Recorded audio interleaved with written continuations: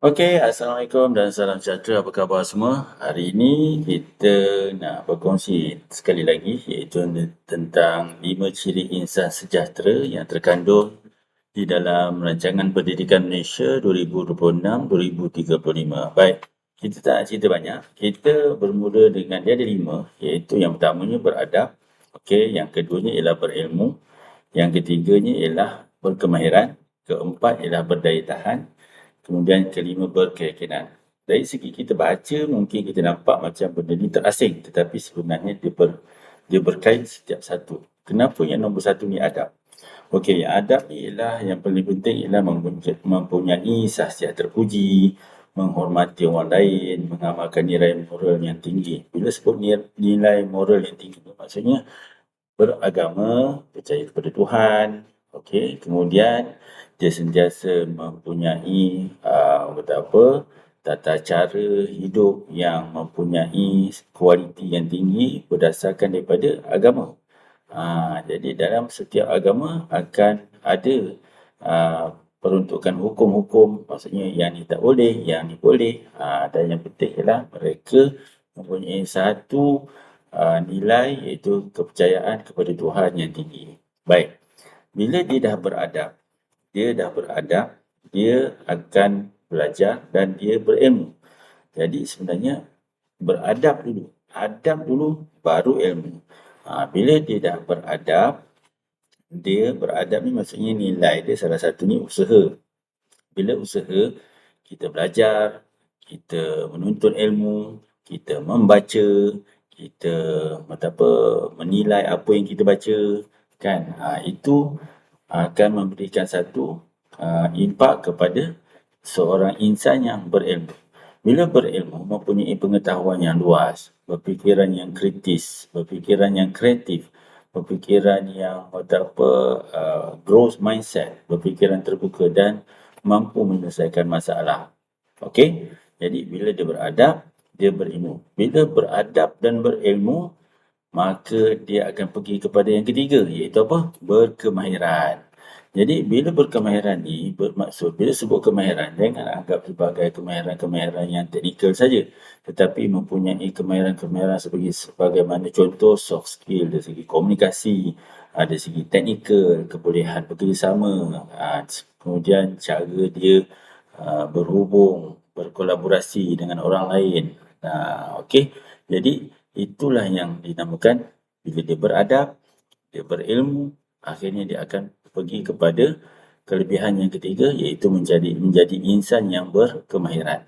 Bila berkemahiran ni salah satu perkaranya ialah dia akan mengikut keupayaan dia sendiri, mengikut minat dia sendiri. Okey, minat dia. Jadi bila dia dah ada beradab, berilmu, berkemahiran, dia akan pergi kepada aspek yang ketiga, iaitu ciri yang ketiga, dia akan berdaya tahan. Bila berdaya tahan maksudnya dia ada ilmu, dia ada kemahiran, kemudian dia ada adab, dia ada nilai. Jadi dia akan mempunyai satu kekuatan fizikal dan mental serta sentiasa positif dalam menghadapi sebarang tekanan dan sebarang tugasan serta cabaran hidup. Okey, itu dia punya putaran dia. Bila dia beradab, datangi berilmu, dia berusaha dan membaca, akhirnya dia berilmu. Kemudian berilmu, dia berkemahiran. Bila berkemahiran, berilmu dan beradab, dia berdaya tahan. Selepas itu, maka akan terlahirlah satu generasi yang mempunyai keyakinan.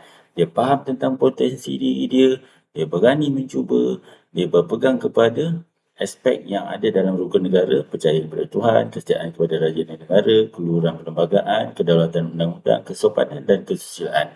Dan akhir sekali inilah yang dipanggil sebagai insan sejahtera, mempunyai keseimbangan, harmonis dan akhirnya dia menyumbang kembali kepada kemakmuran negara, kesejahteraan negara berdasarkan apa yang terkandung di dalam falsafah pendidikan kebangsaan iaitu membangunkan potensi murid secara menyeluruh. Untuk apa?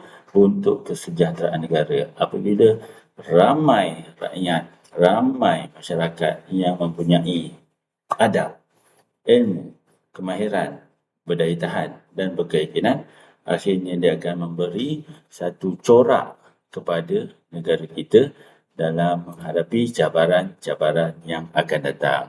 Sebagai contoh, kita melihat dari segi cabaran yang hari ini dengan dunia digital, dengan perubahan teknologi, dengan global citizen, tanpa sepadan, perhubungan tanpa sepadan. Jadi ini adalah perkara-perkara yang perlu kita lihat dan sebenarnya ianya bermula dari rumah. Jadi apa yang anak-anak kita perlu ada ialah beradab, kita ajar dia tata cara menguruskan diri, cara bercakap dengan orang tua, kemudian solat, beribadat, kan, ikutlah agama masing-masing. Tetapi memang kita boleh katakan setiap agama dan dunia ini tidak mengajar sesama manusia, bermusuh sesama manusia, tidak mengajar langsung perkara-perkara yang negatif, tidak mengajar langsung perkara-perkara negatif di dalam kehidupan dan sentiasa ke arah yang harmoni. Okey, bila dia beradab, dia akan pergi kepada ilmu. Bila dia berilmu dan beradab, dia akan menjadi orang yang berkemahiran. Bila berkemahiran, dia akan jadi orang yang berdaya tahan. Bila berdaya tahan, akhirnya menjadi seorang yang berkeyakinan kerana dia dah faham dah potensi diri dia dan dia boleh bawa diri dia pergi ke mana.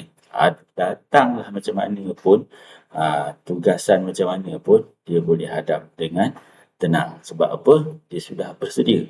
Jadi inilah corak generasi yang kita nak lahirkan. Jadi ini bukanlah tertanggung kepada satu pihak, tetapi kita semua bertanggungjawab ke atas membina generasi masa hadapan yang lebih baik. Sebab itulah Rancangan Pendidikan Malaysia 2026-2035 ini perlu disambut oleh semua orang, semua pihak, sebab kita sedang membina generasi yang ada ini untuk masa hadapan mereka.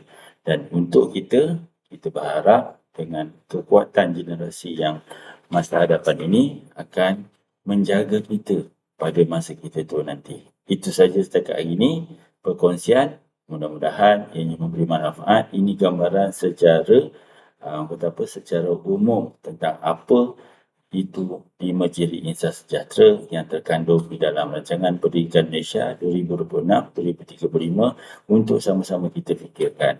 Jadi, sama-sama kita berganding bahu, ibu bapa, guru, masyarakat, komuniti dan semua pihak untuk membina satu generasi yang lebih berkualiti, lebih berdaya tahan, resilient dan akhirnya memberi manfaat kepada kita semua dan kepada negara. Itu saja. Follow, like and share. Bye-bye.